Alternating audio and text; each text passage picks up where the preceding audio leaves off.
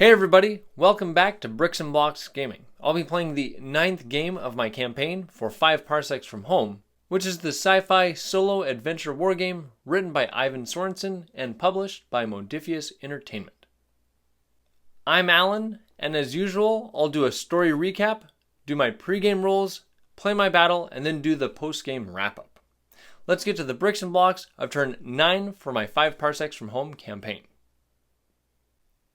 While most of the crew was destroying a Galactic Solutions factory where mutant bugs were being created, Dr. O has been completing upgrades to Charlie, moving his functional cortex to the body structure of one of the security bots they fought at the Naltori transmission station, and now finishing up with some components the crew found in the factory. The next sabotage mission Talfo Yaris has for Gibbs Renegades is across the cluster at Korvar Omicron. However, there have been reports of man-sized bugs terrorizing a small village on Korvar Kappa. In intercepted Galactic Solutions communication, reports one of their cargo ships crash-landed near that location not long ago. Gibbs Renegades have a time-sensitive mission they're on, but Beldara insists on helping the villagers. Since the crew will be traveling with Talfo Yaris and his ship, and Tess would otherwise be unused, Rhett offers to fly Beldara to Korvar Kappa. Realizing the importance of this side mission, Danik tells them to take Charlie with them, as they might need some extra firepower. Gibbs Renegade's only patron is Talfo Yaris. They have no rivals, 8 credits, 2 story points after burning through a few last turn, and they have a quest they can start taking missions for. Dr. O has his hand laser with the stun attachment, a military rifle, and is wearing the displacer. He has no experience points after increasing his toughness up to just 3. Baffy has his auto rifle with the tracker sight, a machine pistol, and a screen generator. He increased his speed to 7, and has 1 experience point remaining. Ugrok has 5 experience points. He has a military rifle, his shatter axe, his combat armor, and is also equipped with a new flak screen. They can help against area effect attacks. He's starting another turn in sickbay, where he's having a neural optimizer implant installed at the base of his skull, which prevents him from ever being stunned. Captain Danik Krall has 2 experience points after increasing his reactions to 4.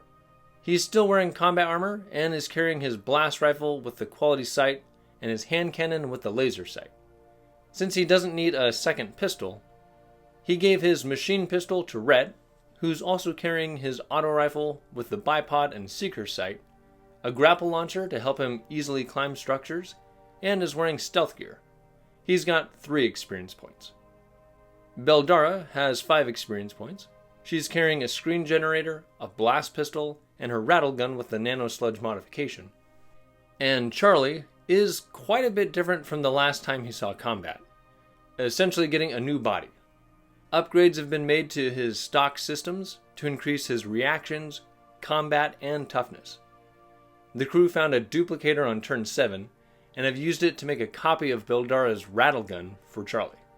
It doesn't get the nano sludge modification, but it's a powerful weapon nonetheless. He still has his glare sword, and also on turn 7, the crew bought a 3rd suit of combat armor.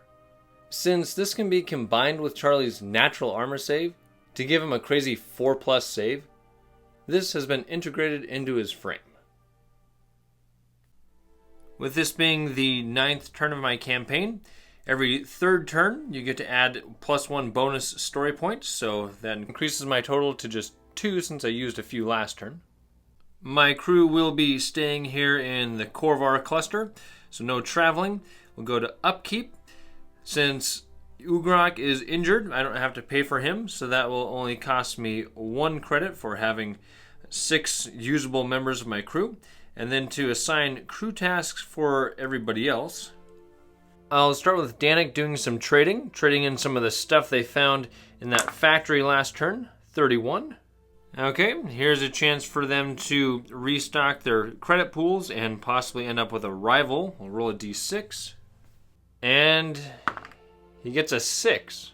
So that is 6 credits, but they end up getting a new rival. Rhett is also going to trade in some stuff he found. 30.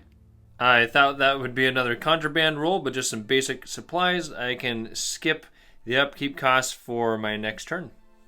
Next, I'm going to have Charlie use his communication systems to figure out the next job offered by Talfo Yuris by trying to find a patron here.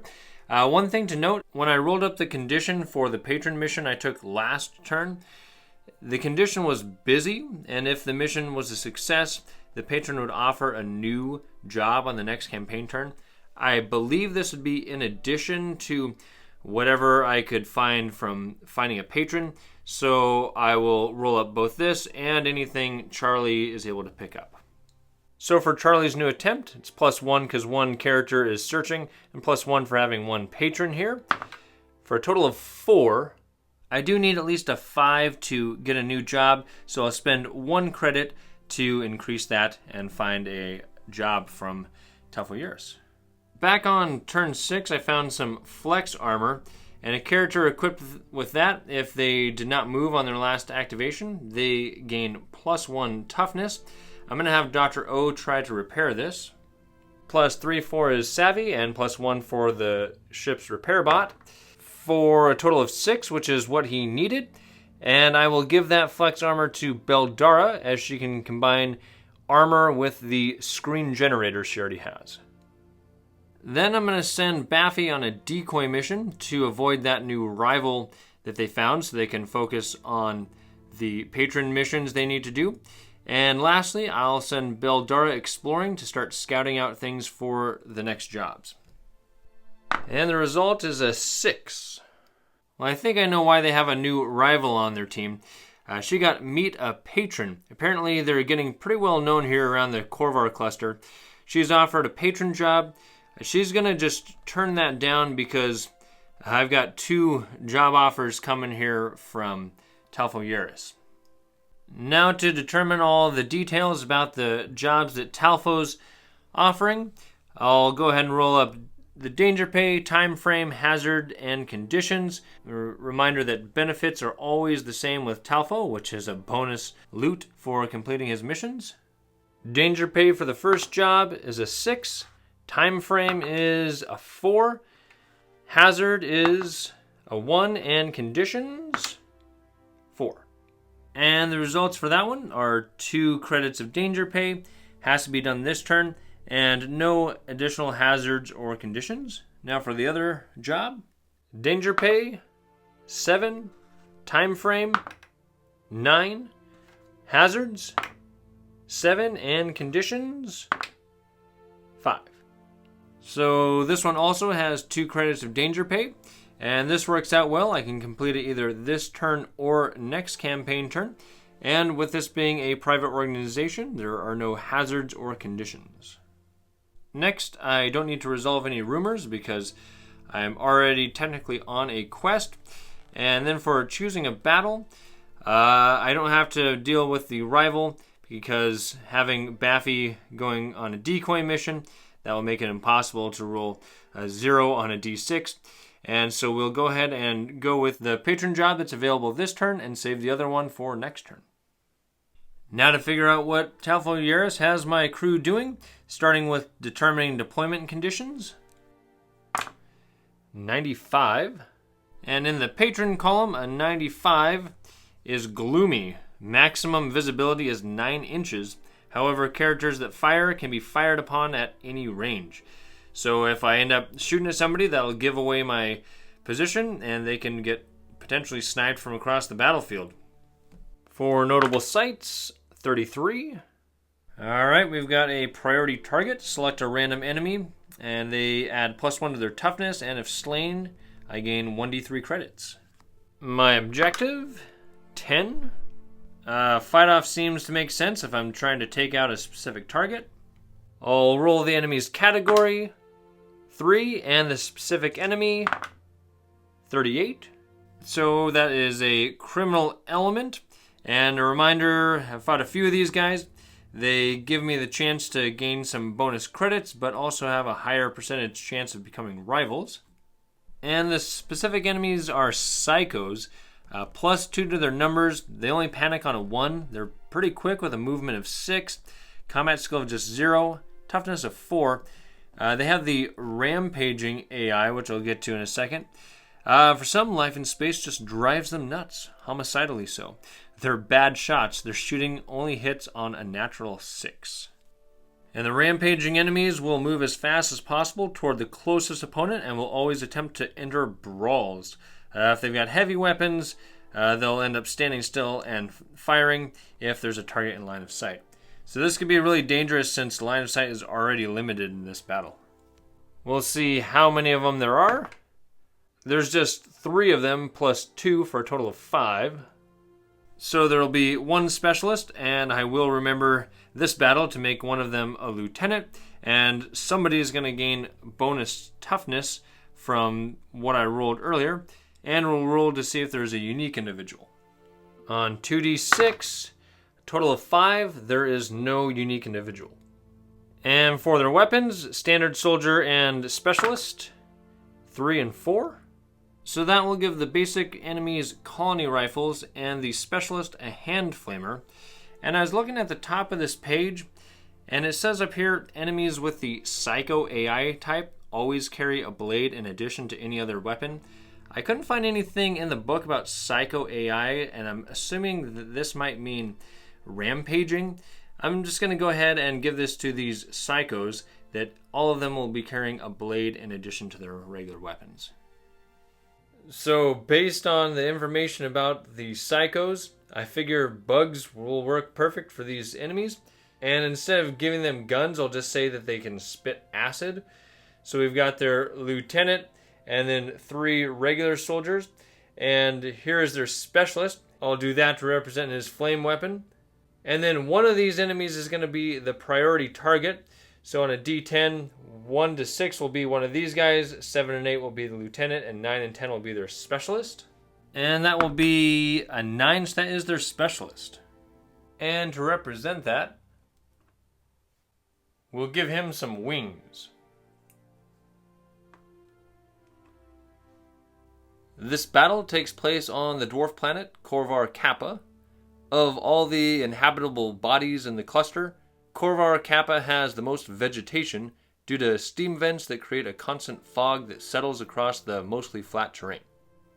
Not only does this promote plant life, but it also causes visibility difficulties and even instrument malfunctions, which lead to a disproportionate number of crashes by vessels planning to land on its surface. A Galactic Solutions freighter crash-landed into an outbuilding in a small village that has apparently caused all the residents to flee, or be eaten by the ravenous humanoid bugs that escaped the wreckage. This battle is a fight-off, so the team has to exterminate all the creatures to be successful. For story purposes, and to make the battle more challenging, I'm only bringing along 3 of my crew members, which leaves them outnumbered against the 5 bugs. And even though my crew has some multi-shot weapons, the fog only allows them to see 9 inches. And to make things even more challenging, I'm going to be using the lunge rule again, that's found in the Freelancer's Handbook, which can help these creatures charge into brawls more easily. My crew has stepped off tests, and I'll roll to seize the initiative to see if they get to act before the mutant bugs. They get a +2 for Ret Savvy, a +1 for being outnumbered, and I suppose the scanner bot would be with them on tests, so a total of +4 to this, for a total of 10, which is just what they need to seize the initiative. Since no one can see through this fog, I'll just go ahead and do a regular move with each of my crew members. And all 3 of these members have just 4 speed. So we'll go ahead and move all of them up 4 inches, trying to kind of stay spread out so they might be able to flank their opponent. This feels a little weird, rolling only 3 dice for reactions. We've got a 2 and a 3 that can be used. I'll give my 3 to Charlie, and he will move and dash 6 inches right up here by this rock outcropping. And then Beldara will get my 2, and she's going to move 6 inches right up over here. And then over to the bugs. With their speed of 6, they can move a total of 8 inches on a dash. So they'll just start moving up here. He'll follow behind These other 3 will come around this direction. They can get way up here.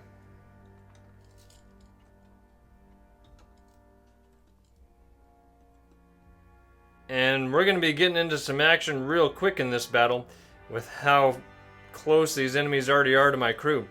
With just Rhett left to go, he wants to be somewhere in cover, but he also wants to try to shoot at these guys. So he can move 4 inches right up here. And then from there, he is within 9 inches of this specialist, so he's going to fire his auto rifle at him. And this is wide open, so he only needs a 5 or higher, and he's got a +1 combat score. So that hits on the first one against the toughness of 5 for this toughened up psycho. And that just stuns him. For the second shot, that one also hits. And toughness there, second stun. So pushing him back 1 inch after the first stun put him just within reach of the second shot, and pushing him back another inch means he's out of range to see Rhett. And I'm not sure how good of an idea that was for Rhett to run out there, as he's my least armored character.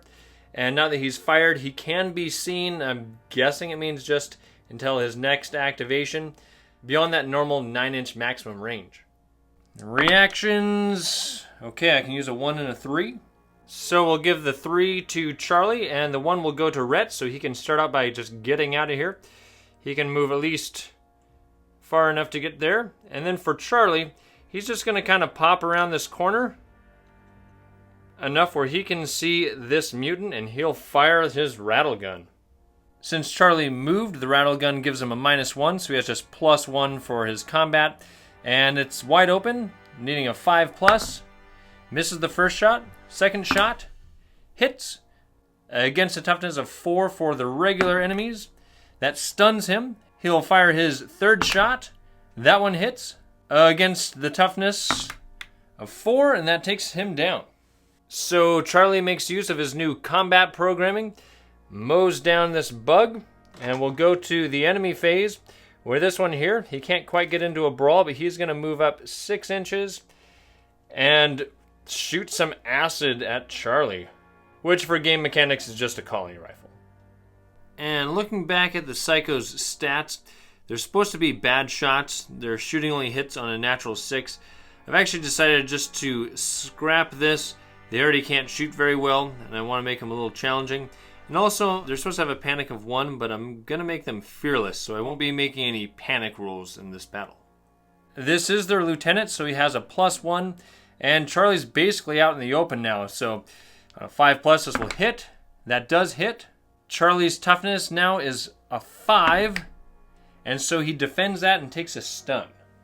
So the bot is pushed back 1 inch.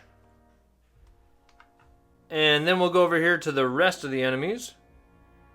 I'm playing them kind of brainlessly, so this specialist will run 6 inches up here. And now he only has 1 stun. And for these last 2, this one can run over here, spend 1 inch climbing, and get right about here on a dash, while this other one will dash 8 inches over to here. Going around to the back side of my table to Beldara. Usually my guys want to try to stay in cover, but she wants to just try to stay away from these guys, so she's going to kind of move out into the open and fire her rattle gun at that specialist. Her nano sludge negates her movement penalty, so she's got a +1 to this wide open shot, needing a 5.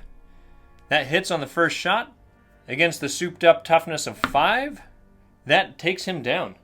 So Rhett's auto rifle fire must have weakened this thing's armor, and Beldara lands the final hit on it. Now normally you can fire extra shots at an enemy within 3 inches. This one up here is about 3.5 inches away, so she'll have to forfeit her other shots. I'll roll up a battle event for the end of round 2. 62. Well, I'm not sure if this will be good or bad. A desperate plan. A random figure in your crew cannot act next round, but instead select another figure of your choice that may act in both the quick and slow action phases.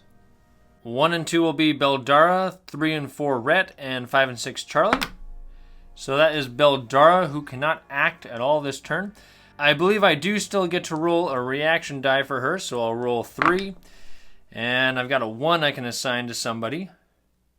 So I'll give the 1 to Charlie. And then over here on the other side of the battlefield, Beldara's rattle gun suddenly jams. And Rhett, realizing she's in trouble, makes a desperate plan to draw the attention of these 2 mutant bugs. He's going to run over here to draw their attention, and he's going to fire his auto rifle at this bug.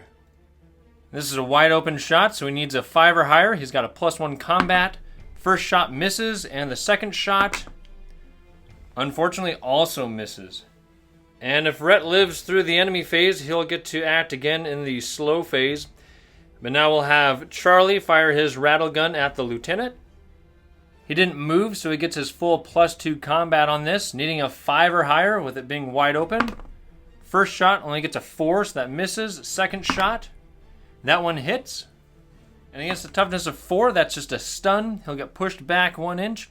And then on the third shot, that one misses. I don't think he can be aiming since he was stunned, so that will miss as well.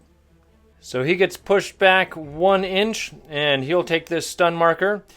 Since one of those did hit, even though it didn't kill him, he cannot do the lunge attack. But we'll go now to the enemy, where he will just spit acid at Charlie.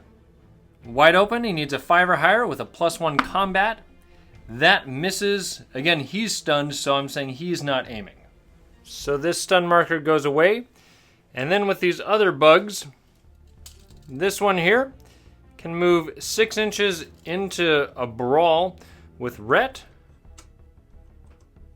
The bugs have claws that are essentially blades, which gives him a +2 for brawling.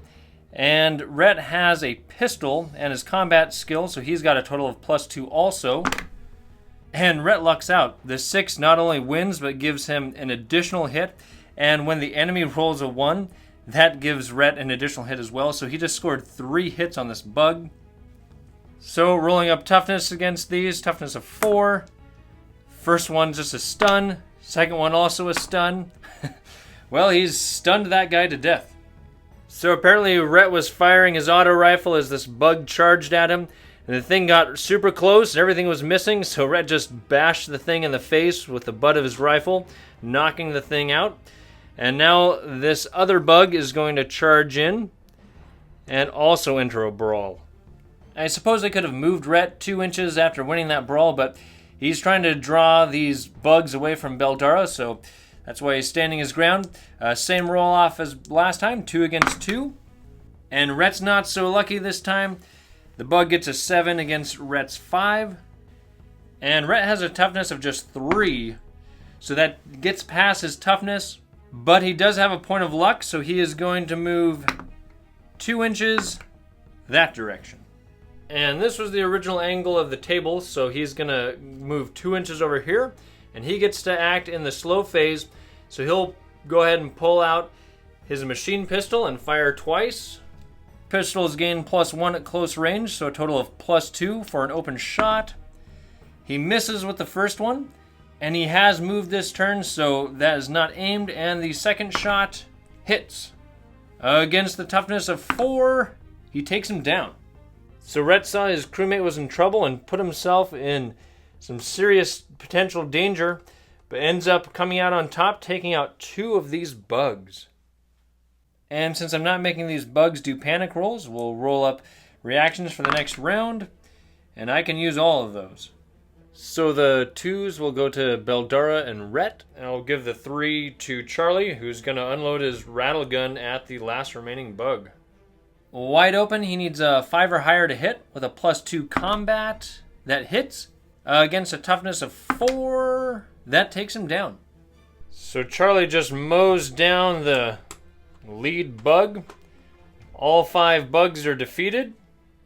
So my small team has pretty easily taken down these bugs. I thought for sure, being outnumbered here, that my guys would be facing some difficulty, but having rattle guns and an auto rifle give my team a lot of firepower. And I've found that investing in luck is really powerful, as it's helped both Rhett and Danik in my campaign pretty significantly. And it's pretty crazy the point is restored after the battle.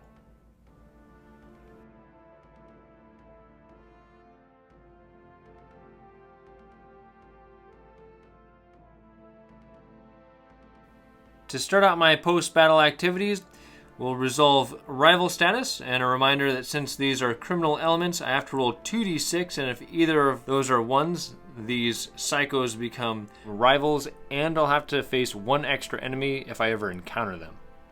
And while I'm rolling that, I'll roll the potential for bonus credits for criminal elements as well. Checking for rival status. These do become rivals, which makes sense. These bugs have been a constant enemy that my team has been facing here in the core of our cluster. And then to see if I have any bonus credits on a 1, 2, or 3, I get that many. So I do gain 3 bonus credits from facing these bugs. The next step that pertains to me is getting paid D6 credits plus the 2 danger pay. That gets me 1, which is bumped up to 3 for succeeding, plus the 2 danger pay, so 5 credits. Next, I'll roll up my battlefield finds. 41. Well, I think I should start looking into upgrading my ship because this turn and last I rolled up some starship parts, each of which gives me a 2 credit discount on upgrades. And back on turn 1, I rolled up an event that gave me a 3 credit discount on ship upgrades. So I've got some pretty good discounts here. And next we'll go to gathering loot, rolling twice because of my patron bonus. The first one will be 83 and the second will be 54. So that'll give me a roll on the rewards table and on the gear table. For the reward, 49.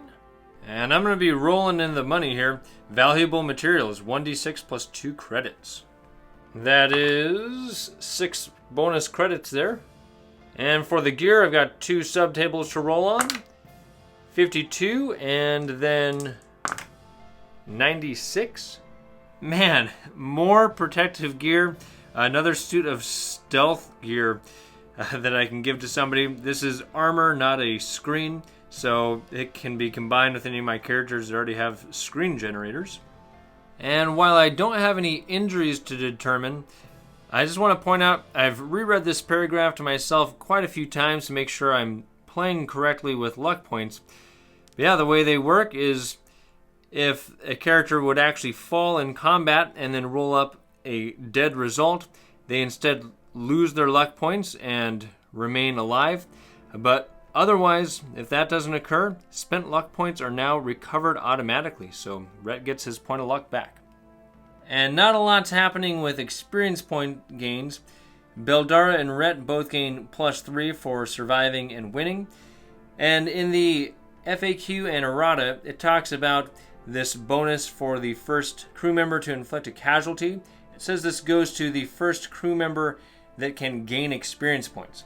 So Charlie did inflict the first casualty, but instead this will go to the next person, which was Beldara, so she'll gain a total of 4 experience points.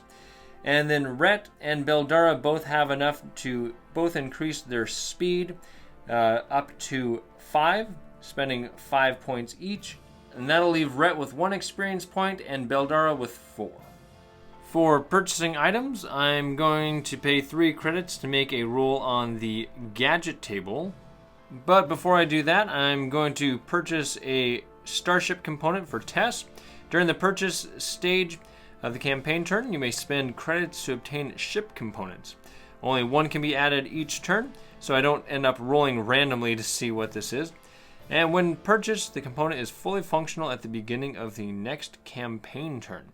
So I'll be purchasing the Merchant Link. Normally this is 20 credits, but I have 7 credits worth of deductions from various parts I've acquired, so this will only cost me 13 credits. And this allows me to carry out 1 free trade action each campaign turn without requiring a crew member to be assigned to it. So I can essentially do 3 trades each turn now. So for story purposes, this is basically giving my crew access to Talfo Yaris's business partners, allowing me to trade more things around the galaxy. And for that roll on the gadget table, I'm purchasing 32. Wow, my team is getting really lucky on rolls in this campaign. I just found another duplicator with that result of a 32. So I can make a copy of anything that I've got in my equipment. And let's see if my fortunes continue with a roll on the campaign event table. 9.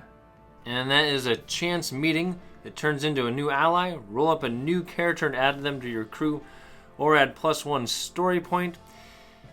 I already have 7 members in my crew, and I can't even use all of them in each battle. So as much as I like the idea of adding a new ally, I'm just going to say they met with one of the local residents here, and they were thankful for the crew taking out these bugs, and they gain +1 story point. And for my character event, since I have just 3 characters in this battle, and for story purposes I'm saying the rest of my team is off doing something else, I'm only going to randomly roll amongst these characters. Charlie cannot perform character events, so we'll roll up between Rhett or Beldara. We'll make Rhett odd and Beldara even. So that goes to Rhett, and his event, 5. Alright, so apparently Rhett has some business to attend to elsewhere. The character is unavailable for the next 2 campaign turns. However, they require no upkeep during that time and can't be the target of any events. When they return, they gain 1d6 experience points and get to roll once on the loot table. And we'll disregard this last part because he's not a swift. So I guess what's going on here is they've got some parts to install on Tess for that merchant link. And then he's going to spend some time going out and getting to know some of those merchants and how the crew can do some extra trading with them. My crew has had a pretty easy time of things lately, but for my next 2 battles, Gibbs Renegades will be splitting off into 2 separate teams to take on 2 separate missions. Will splitting the party prove to be a deadly mistake? Be sure to subscribe and hit the notification bell to find out. I'm Alan with Bricks and Blocks Gaming. Thanks for watching and play well.